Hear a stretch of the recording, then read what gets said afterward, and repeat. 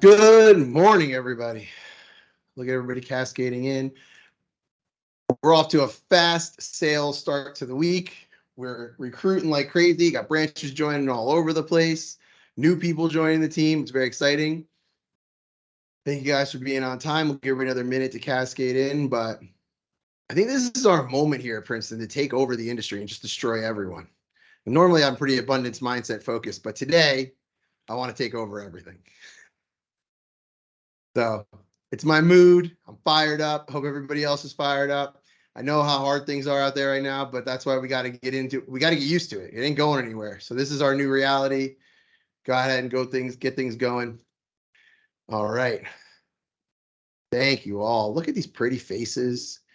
People come in here fired up. Kate, I wasn't talking to you. Everybody else but Kate. She's gonna stab me later.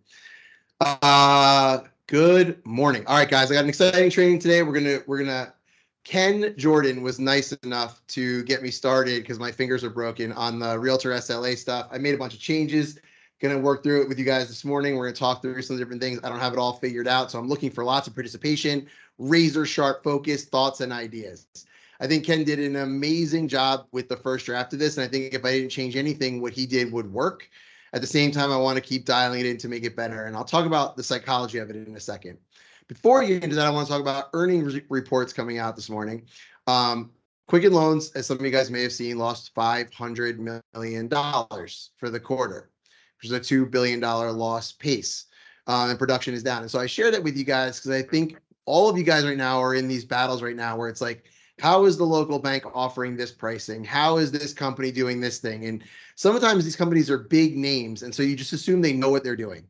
I'm going to remind you guys that Countrywide was far and away the greatest mortgage company in the history of the world.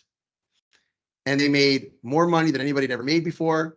And in 06 and 07, when it started to fall apart, they started to lose a bunch of money. Everyone was like, yeah, well, they must have a plan. They must know what they're doing.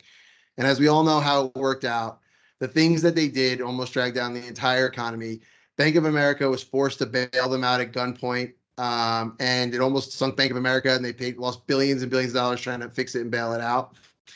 There is no magic sauce in the mortgage space. All those local banks that are writing those loans below market value, the chickens are going to come home to roost on that. And you're like, well, Mark, these people are smart. How can they be making this mistake? The reality is that every bank that you know, every big commercial bank that you know that has a mortgage division, the mortgage division is run completely separate from the rest of the company. Those people don't really talk to each other. The CEOs are never paying attention to the mortgage side of it because it's never the thing that's most exciting. And the CEOs never came from the mortgage. Anybody ever heard of the head of mortgage becoming the CEO of a big FDIC insured bank? Of course not. They've never even considered it. They're snobs about it. They thumb their nose at us, right? Well, the reality is what we do is incredibly complex. And so you have people out there who are slow to react, who do silly things, and they blow themselves up. And in the meantime, that's not going to make you feel any better if you're losing deals right now. And I'm not trying to make you feel better about it, but I will say to you that there is no secret sauce. They are the same mortgage securities pools that we deliver into, that every mortgage company delivers into. There's no special sauce. There's no advantage to being bigger. If there was, Quicken Loans wouldn't have lost $500 million last quarter, right?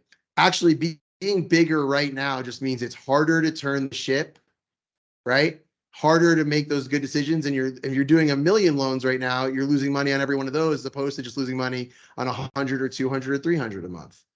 And that may be hard to grasp. It may be over people's heads or whatever it is, but I'm going to keep saying it because I think it's really important. There is no secret sauce. And now that these companies are public, you can go through their earnings and you can see it. It costs them the same amount of money to originate a loan as it does us. It costs them the same amount of money to run their operations teams. It costs them the same amount of money on technology, usually us less than some of the other companies that think they're smarter and are going to build something else out. Loan Depot built their company on technology. They were smarter than everybody else. Literally no mortgage company in the country is down as much this year in terms of production as Loan Depot. Let me say it again. These are the guys who spend all the money on technology and they're all super smart. And Anthony Shea's out on his boat telling everybody how they're geniuses. Their production is down further and their earnings are down further than any other mortgage company in the country this year. There is no secret sauce. We are all in this battle. What makes this so fun is that a company like ours gets to compete. We're in the fight. And so each day we got to make really good decisions and we got to do the difficult things. And we are doing them. I think we're executing better than other people. I think that's why we're adding loan officers and we're adding branches. Look how many new faces there are on this call. And by the way, next week there'll be a whole bunch more new faces. These are good loan officers, good people joining our team. We're growing. And so we're going to keep doing that, keep hustling through that, and keep making those tough decisions. I know it's a dogfight for you guys out there, and I don't mean to minimize any of the difficulty of it. What I'll say is you're fighting the good fight. You're doing the hard work that's going to pay off. And we are in a cyclical business. And this is a survival year. And when you survive this year, you will pop out the other side and you will pop out with loans falling from the sky and tons of profits. It's coming. Keep your head above water. Keep focused on the goal. Know what it is you're fighting for. Have your big vision for your big goals and where you want to go in your career, guys. You have the objective. You know what you want your life to look like. Don't let a market cycle dictate how you feel about where your life is going. They have nothing to do with each other. This is just part of the storm. All right. So thank you, Ken, for setting me up, by the way, for on this path for going forward with this. And we'll go ahead and get this thing moving. Give me 1 second. I'm going to throw this microphone on. Olivia just hopped in to do some recording. She missed my whole really good speech right there. Hopefully somebody else got it. But we're going to be here and we're going to have some fun. All right, guys. So I'm going to share my screen. I'm looking for active participation. There are no silly questions here. If you're you guys who are just joining and didn't go through the big parts of this already, I will refresh on kind of what we're trying to do here. So we call our real estate agents, we meet a real estate agent in an open house. We have that initial 3 to 5 minute forward conversation. We connect with them on social media. We get them into our 13 and we're off to the races and we're running. When we set up that initial coffee meeting, what are we doing with this realtor? We're getting to talk about themselves. We're asking them the important questions. This can't happen. I'm gonna die. We're asking them the important questions. Sorry, Olivia shut my fan off. It just can't happen today. It's 80 degrees. We're getting to know them. How did you get into the business? Where did you grow up? What did you do for work prior? What did your parents do for work? What was it like going to high school? We want to know everything about this person. In our next meeting with that realtor, we're in a pain discovery meeting. We're asking them the questions, right? Wave your magic wand. If you could have anything better about the lending process, what would it be? When you've had really good relationships with loan officers in the past, what did they do for you? When you've had exceptional experiences, what happened? When you had bad experience, what happened? How could we serve your clients better? You want to do a needs analysis. And then we want to do kind of, okay, cool, great. We want to kind of make sure we want to recap it. So what you said is you want communication to your borrower every week on the same day. You want a communication to me and my real estate team, on your real estate team on the same day every week. You want that communication in email form or you want it in text form. You want it to be in a phone call, right? You want to make sure that your borrowers are getting called back within 1 hour of the referral sent over. You want the online application. You want to write down all of the things that are important to them, right? And then we want to go ahead and we say, cool, give me a couple days to work with my team. I want to put together a plan for how we can work together to best serve your clients. Hope you guys all remember our trainings that got to this place. So then we get to our SLA. So here's what Ken put together. Again, some of my changes are in red here, or some of the things I added. But hey, and we're going to make this prettier, by the way. This is a rough draft, so we're going to make this super pretty and cool. But the first thing is, Ken's like, hey, my thing was 6 pages. Is it too long? I don't think so. I actually think the more of a formal proposal that this feels like to the realtor, the more their mind is going to be. We have a detailed analysis of what we're asking for. And then, by the way, when we get to the end of this, we're going to tell them what we're asking for. It's going to be much less, very specific, and it's going to help lead to us growing our business, right? Make sure this is on. All right. So you guys see this here. So it's our logo here. We're going to have some version of the real estate team or their company's logo here. So they're going to feel like we made this specifically for them. And we're going to give you guys a template for this. Guys, I'm willing to, by the way, change all of this. I'm not saying this is right. This is what my initial thoughts on this are. So we're going to have an overview statement. The purpose of this document is based on all the things that, all the reasons why I like this person, right? So my compliments on this person are like, hey, because of your core values, what you and your team believe in, the fact that you do business in this part of town, I think it makes you and your team a perfect fit for me and my team. Here's what we can do for you, and here's what you can do to make sure we serve your clients in the best way possible. So we're setting the tone for that. So this is, by the way, what Ken wrote for a very specific realtor here in terms of this. You built a strong business based on relationships. You're doing well, but always willing to do better. By the way, Ken is a little nicer than I would be with a lot of this stuff, and I'll kind of explain why. I'm not saying he's wrong, by the way. I'm just saying our styles are different. Your team consists of you and one teammate, Tracy. You value your reputation above all else because you know your clients before they become clients. You pre-select your mortgage lender for your clients. So this is saying, hey, I heard everything that you said when we met before. I listened to you. I took notes. By the way, Ken actually secretly recorded his interviews. I don't know, depending on what state you're in, you got to be careful about that. But he secretly records this so we can go back and listen again to what those realtors said was important to them so they could get this in the document. He's done this with 2 realtors so far, by the way, Ken. And what's the reaction been? Both of the conversations went extremely well. I kind of, I learned from both of them. I had a couple of missteps. The one personality probably would have benefited from less detail, me going into it in detail. Our eyes kind of glazed over, but at the end of the day, both conversations went very, very well, and they're both now in my top 25, and I've already gotten a lead from one of them. Yeah, I would say too, whether they read this or not, be like, hey, listen, if you're not a detail person, you don't have to read this. Either way, this is what me and my team are committed to doing for you. And we're going to deliver you the best service that you've ever seen before. Right. And by the way, this is us showing our professionalism in a completely different way. We're operating at a different level than the other loan officers they've dealt with before.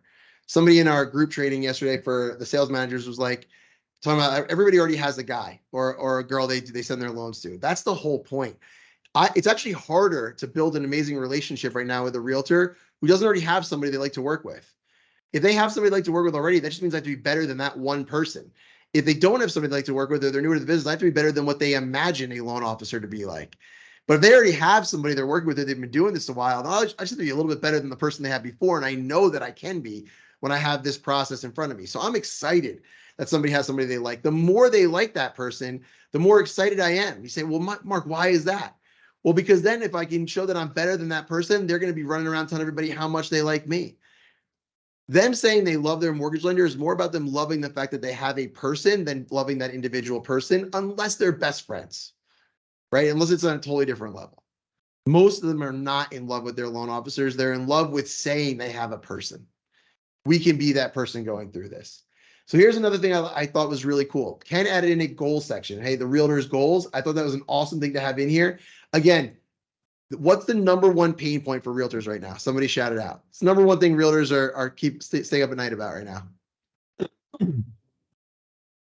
Not a trick question. Listings. Lack of business. Lack of business. Listings, buy sides, buyers, sellers, opportunities, too many offers, whatever. I don't have enough business. So when you say, hey, here are your goals, I heard you, and now I'm doing this with the idea of helping you achieve what you wanted to do, which, by the way, is going to set up our Thursday series, which Nicole's going to do a training tomorrow for you guys on. Every Thursday, we're going to give you guys a branch manager on how they train realtors in their market, right? So you're going to go out there, you're going to have weapons, sales training weapons for training for how to help realtors get new business. You're going to be able to say here, I hear your goals, I'm going to help you get there. And over the next 10 weeks, 12 weeks, we're going to be giving you guys amazing secrets on how you guys can help realtors grow their business. So we're going to put this into our goals part of this right now. This is such exciting stuff for me. I'm so happy that we have this process. For just a little inside baseball, in the call center when I was training loan officers my whole life, we had an amazing sales process that made total sense to me. And it was 3-part calls and I could teach it and it worked amazing. For 5 years, I've really struggled to come up with how we could take a process that was that tight and bring it to what we were doing on the realtor side. With the help of that book and some of the things that Rich is doing with our sales managers, this is that process. If you master this process, you will never have to worry about where your loans are coming from again. You get this in front of realtors and you maximize this and you lean into this professionalism, it's going to blow these people's minds. You're taking the game to a completely different level. Here's the secret. Almost everything that's in these next 5 pages is stuff that Ken and his team do anyway, or Princeton Mortgage does anyway. But now it looks like, hey, I heard you. We customized this for you.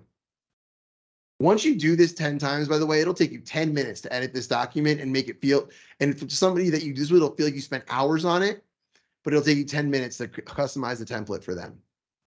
So that's what we're driving into. Questions so far? I love questions. I'm better with questions. Hit me with them. All right. So, hey, here's our overview statement. Here's why we have this document. Here, I heard you. Recap of your goals. Here are the pain points from their previous conversation. Now, Ken did not go into a lot of detail with these in writing, and then he walked through this and gave the detail verbally. You can choose your path for this. When I'm doing this, how many of you guys have seen our culture and values document for Princeton Mortgage? Well, if you I hope you guys have all seen it. So, okay, cool. But if you haven't, I'll send it around. One of the things that I think makes it so powerful is that it'll be like yes before no as a core value for Princeton Mortgage, but then that doesn't leave it there. It actually gives you examples of like in a situation how you be living that value with these behaviors, and how if you didn't you behave like this, you're not living those values. So it registers with you when you read it, which is like, oh, a loan officer coming to the company wants to have their first name as their email address. It's super important to them because they go by Tony and their legal name is Anthony, and they don't want to be a this and blah, blah, blah. And it's like, well, now we create some more. We can't do that. That's what most companies will say. Well, if we want to say yes before no, and that's our core value, we want to be able to find a way to make that happen. And maybe it's hard, but we want to be yes before no. That's a lesson or a specific conversation that brings that yes before no value to life. It explains how Princeton's going to operate differently than what is normal at some other companies or normal at some other organizations, right? Core value, be all in. Well, be all in can mean anything you want to anybody. No, you need those headers in there that talk about what it means to be all in, which means never criticize privately, right? It means once a decision is made, committing to that decision and getting it to go through, but fighting vigorously until that decision is made if you think it's the wrong decision. We define what it means to be all in.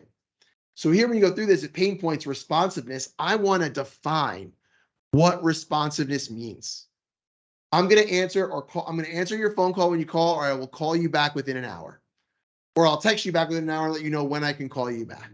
I want to define what it means to be responsive. Communication, passive versus critical. That was Ken's thing. I don't know what the person said, but if I'm going to have that in here, I want to define how we are going to communicate critically or passively instead of critically or whatever it is. Buyer communication. When am I going to do it? How am I going to do it? Buyer experience, create raving fans. I want to talk about what we're specifically going to do.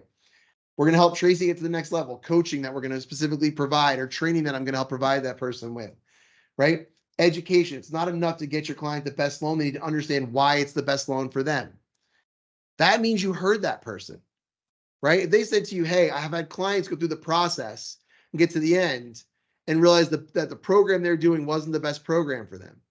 And it's because the loan officer thought they knew what they wanted, but never had the conversation. I'm going to commit to educating and having those conversations. That's how you're going to make this person feel heard. Teamwork. This is something that this particular realtor mentioned a bunch of different times, right? I care about your success and you care about mine. That's Ken defining what teamwork is. What is teamwork? Teamwork can be a million different things. It can be a ton of bullshit, to be honest with you. Oh, nice job. No, that's not what it means. It means genuinely in my heart, I'm concerned with helping you hit your goals. And by the way, you, Mr. and Mrs. Realtor, know what my goals are, and you're concerned with helping me achieve mine. That's teamwork, and we're going to define it that way. Doesn't that change the relationship right out of the gate? If I say to you, part of what's going to make my relationship with you, Diana Johns is new to Princeton. If I say to Diana, part of what's going to make our relationship special is you're always going to feel like your goals and success are important to me.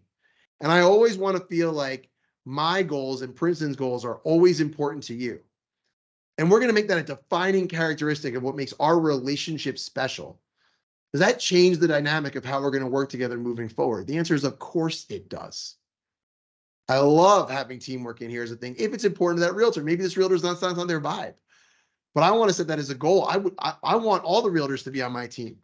Maybe I say, hey, part of my thing is I'm not going to work with a realtor who doesn't feel like they're on my team, who treats me like I work for them instead of with them, right?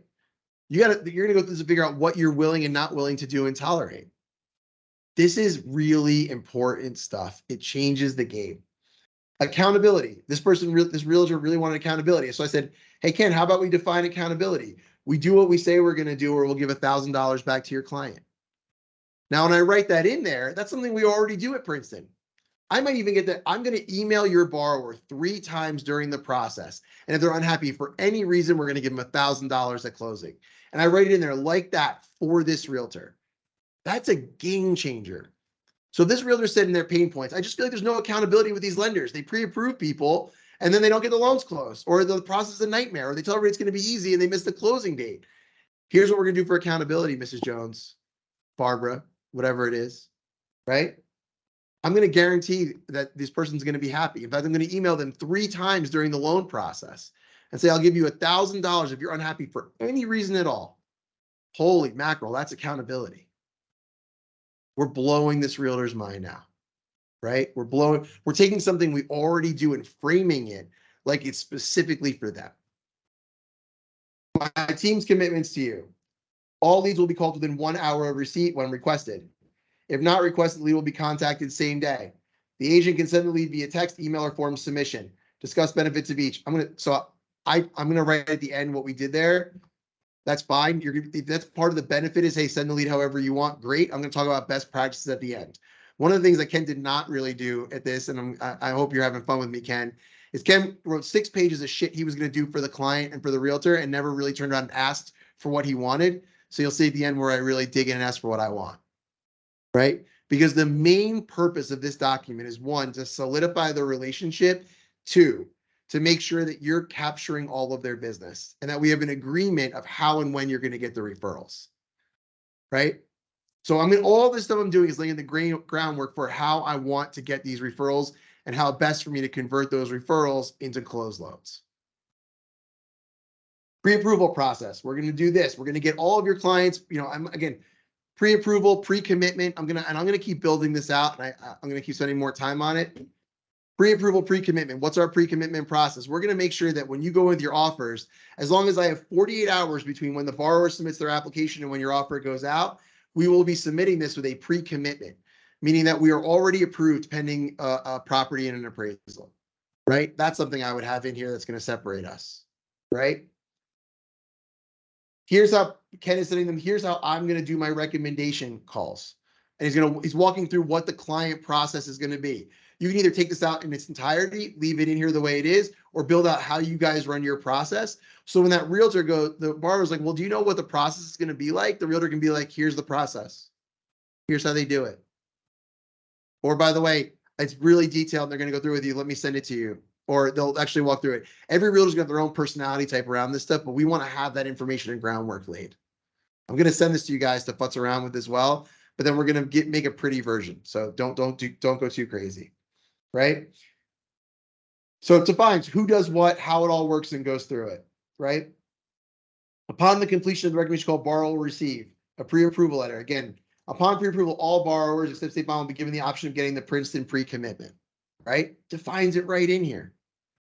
Awesome, right? Awesome stuff. Princeton turnaround in 24 hours from submission of all required documents, set of numbers, a document checklist. So he's telling everybody, this is what you're going to get. Right? I might even talk about how, if I can find any statistics on how a pre-commitment or a pre-submitted file makes it an offer more likely to be accepted, I might include some of that in here. I might even put a link in to an article that talks about the power of having a loan underwritten first, right? Or why those things are important. I want to continue to hammer home the differences in our process. Okay. Questions so far? I know I'm going fast. I want to get you guys excited. This should be something that you're fired up to do, right? It's going to, again, how many of you guys have somebody who refers you business and like, you're not even really sure why? It feels like the relationship is flimsy. You barely even know the person, but they just send you business from time to time. And it's like, they're super easy. It's almost too easy. Anybody have anybody like that? I know some of you guys have people like that. Are you not listening to me? Are your hands broken? How many of you guys, nobody has any realtors where you're have like a kind of a weak relationship and they send you stuff? Or maybe you don't know what a strong relationship is then, because I know it's different, right? How many of you guys have a realtor where you don't know where they grew up? You don't know the names of their kids? Probably everybody here, guys, right? We're trying to change the groundwork for what it means to have a solid relationship, take this to the next level. Those realtors, even if they send you their business, it's vulnerable. Somebody else is going to come around and build a better relationship, right? We take those relationships for granted sometimes, or we don't know how to dig in and get it to the next level. This is how we do it. I want to I clearly define have one like that, Mark. Where did it come from, Brett?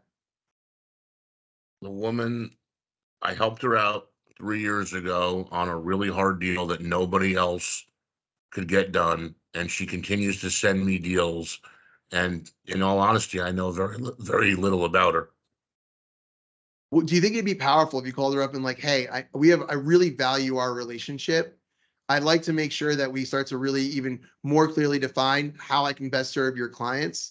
And I want to walk through it with you. And if you set up a Zoom call and walk through like what's important to you or get the pain points out, do you think it would make her feel special? Absolutely. I have tried periodically. We have absolutely nothing in common. And she's only ever really wants to talk about her clients and business. And it somehow has worked out, but you're absolutely right. I could maybe get more of her business if I'm not getting it all, or maybe I could get some of her friends' businesses if I took the time to get to know her better. So I see your point. So even, yeah, by the way, there are a lot of people out there that the number one thing they want to talk about is work. That's great. We like talking about work. We'll go get this stuff done. I don't have to. Our relationship can be based on work, but it can be meaningful in a different way because, hey, let's talk about teamwork. I want to know a little bit more about your business and what your goals are, because I want what's important to you is important to me. And I want to feel like we're on the same team and we're helping each other achieve our goals. Take that relationship to the next level, right? And so as we can walk through this. Any other questions?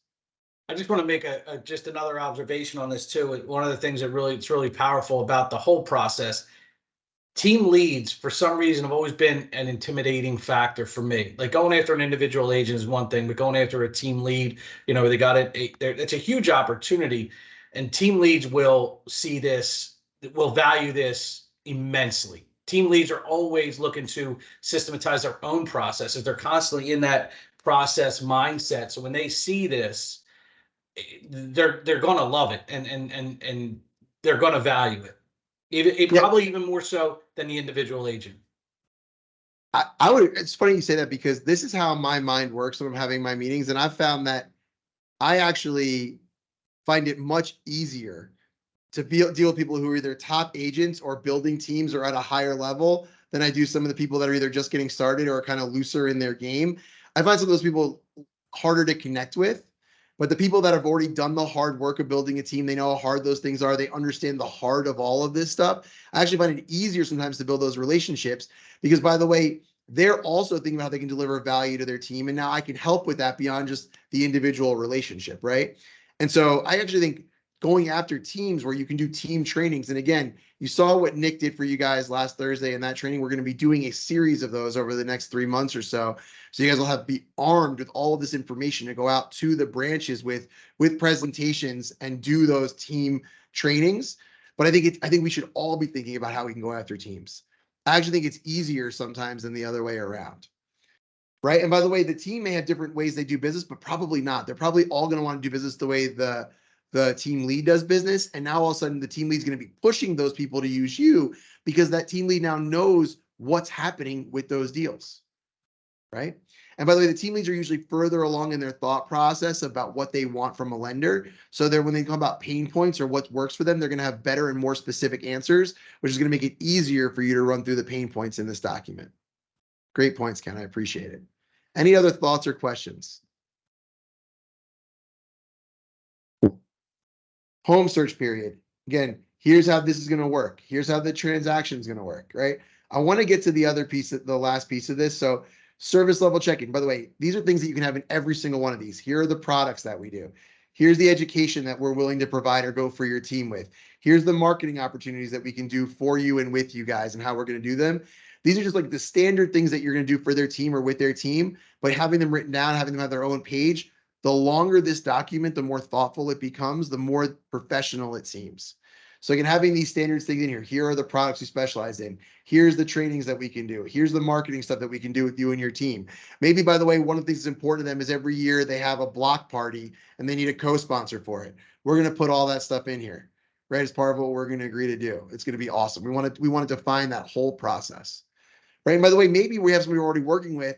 We put this together, we start adding to it over time. Right? Hey, you realize you're doing a bagel making class with this person every quarter as part of their marketing. You're going to go to the bagel making class. We put it into our SLA. Right? Hours of operation. Here's when you can expect me to call. By the way, I don't know if I put this in here, right? What I would probably do is clearly define my values around time. So here's the deal. I'll explain to you what I mean by this from my thought process. If one of you called me at 11:30 at night, any of you, I would happily answer the phone the first time. The first time. I would assume you really needed something, and I would be happy, regardless of the fact that it's 11:30 at night, to help you out with whatever it was. You call me 3 times in a month at 11:30 at night, we're going to have a conversation about what constitutes an emergency. And so when I define my values in terms of this thing, the answer is I'm going to be available to you when you need me. Need is a word that we need to get in sync about. So here are the times I'm always available, right? I'm available for you. Call me, text me, something small, something big, whatever it is, I got you. In these hours, if you have an offer that needs to go in, if there's a critical issue, I'm available 24/7 if there's an emergency. By the way, these are my values, not yours. You can clearly define what your boundaries are, okay? But it needs to be something that absolutely has to be handled in that time period, or we're going to have a conversation about it. By the way, I want to have the same relationship with you. If there's an emergency, I want to be able to call you at 11:30 at night, right?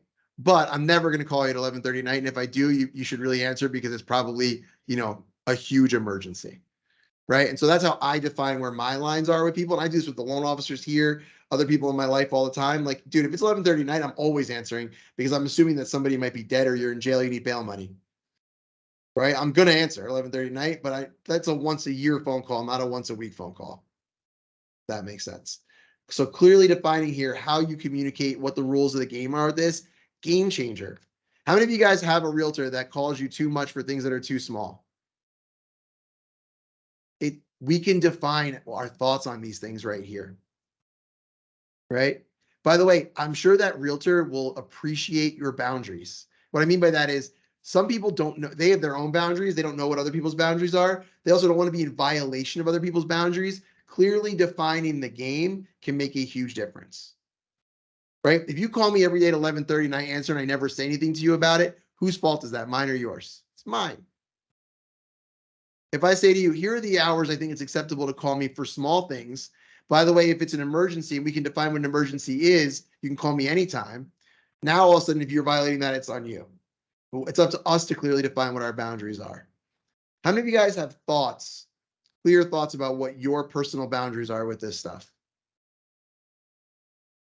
Anybody here say I'm available 24/7 and then get a phone call at 3 a.m. and they're pissed off about it? All right, good. I'm glad you guys have your personal boundaries. Something to think about. Awesome. Best practices, right? So here's how they do things. Voicemail and text for time sensitive request cannot be acted on while driving or whatever, tendency to get buried. So again, I think Ken prefers email to text message. I prefer text message. He loses his text, whatever it is. So he's defining that in that process, right? Working that out with that person. So that's 4 pages of stuff that we're delivering for them. Here, this is something I wrote for me. Here's what I would want from my referral partners if we're going to do this deal together. Okay. I want to be introduced up front to anyone and everyone. This is really important. So I have it capitalized because that's how you know it's important. You know who is asking about the home buying process. So that's how loose I want this. You're at a soccer game and someone's like, how's the market? I've been thinking about looking at investment properties. I want an introduction. You're a realtor. You hear somebody interested in the home buying process, anyone and everyone, I want an introduction. Okay. This should happen at the sound of first interest and should always take place before you start showing your buyer homes. Is that pretty clear? Anybody feel like that's uncomfortably aggressive? Good. I'm going to do all 4 pages of this stuff. This is what's required to work with me. Let the person say I'm uncomfortable with that and we'll have a conversation about it. But I'm going to ask, are you willing to commit to this? Why or why not? Let's work through it. A lot of you guys don't get business from your realtors because your realtors are afraid to say, I have a guy. You're telling me if I can do all of this stuff that you said was important to you and commit to all of this, deliver the best service in the world, offer everybody $1,000 if they're unhappy for any reason, You still are afraid to introduce me to them early in the process?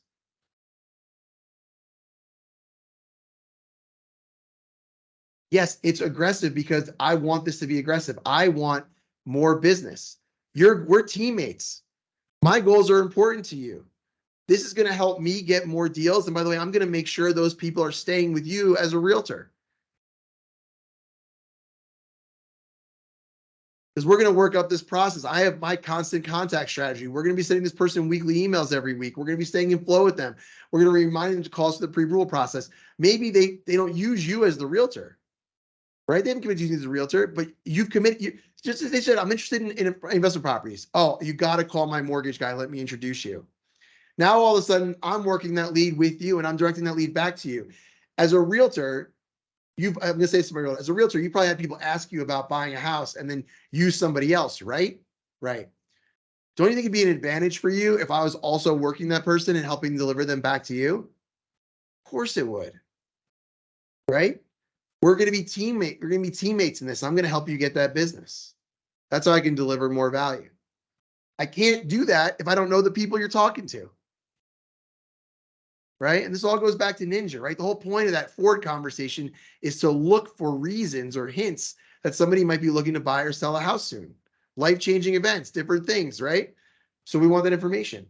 Here's how my preferred method of introduction is a group text between the loan officer, the realtor, and the client. Here's our preferred text language. Here's what I want. Mark Gordon, please meet John Doe. John, please meet my favorite loan officer, Mark. I'd love for you two to connect to explore what financing options are available for John. Mark, please take especially good care of John. He's my best friend. He's my whatever. This is the text message I want. How many of you guys think you'd get more loans closed, do a better job of closing people if your realtors at the first introduction of somebody thinking about buying a house, the realtor introduced you as their favorite loan officer to their good friend, asked for a favor from you. The realtor's going, Mark, take care of this one. I love this guy. This is my dude. Take care of him. And then I respond with, I got you. Thank you so much. I got you, Ken. We're going to make this the best process in the world. Or I'll reach out to you and tell you what Princeton Mortgage can do for you. How many of you guys would get more business this way? Everybody. Hey, Mark, that could also help prevent shopping and running those rate issues. Of course. Dude, by the way, I'm not even getting into the rate conversation with anybody at this point. Most of the time, this person is just starting to think about buying a house. What I want is every Friday or Saturday, them getting a pre-approval email from me once they're in our pre-approval campaign going, if you're going out looking for houses this weekend, just, I'll be around. Don't forget to call me. And then I want to make sure when I'm doing my power hours every month, I'm following up with a phone call. How's the home buying process going? I want more applications, more at-bats. I want more people in my flow systems to get this going. Here's my last thing I need. So I need upfront introductions like this. Here's the only other thing I want from you as my referral partner. To me, this seals the deal. If we're going to work together, I need radically candid feedback from you about my service. You will not hurt my feelings. Quarterly, we will ask you to fill out a survey telling us how we're doing and what we can do better. Please make sure you fill this out. Additionally, if at any point we aren't living up to our commitments in this document, please let us know right away. I'm going to do 4 pages of stuff for you and your clients to make you look good and to help us grow our businesses. I care about you and your goals. Can you do these 3 things for me? By the way, one of which is just tell me when I suck.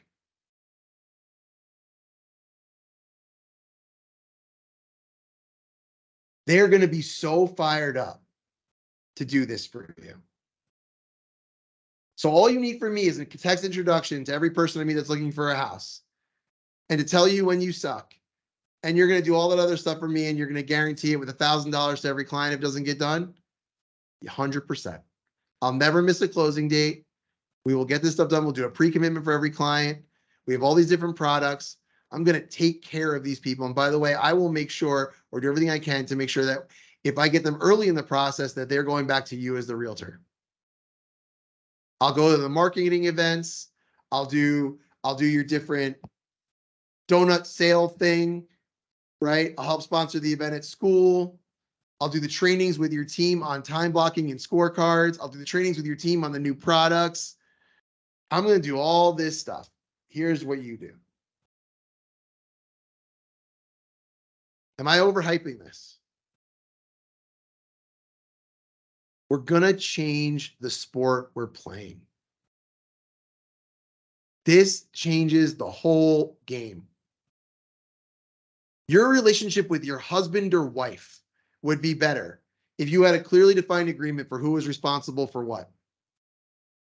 If you had a document like this with your husband or wife, I'm in charge of the garbage, you're in charge of cleaning the bathrooms, you're in charge of negotiating the cost of the cleaning service, you're in charge of letting them in every single Wednesday, you're in charge of making sure the nanny does their thing, you're in charge of booking doctor's appointment for the kids, you're in charge of.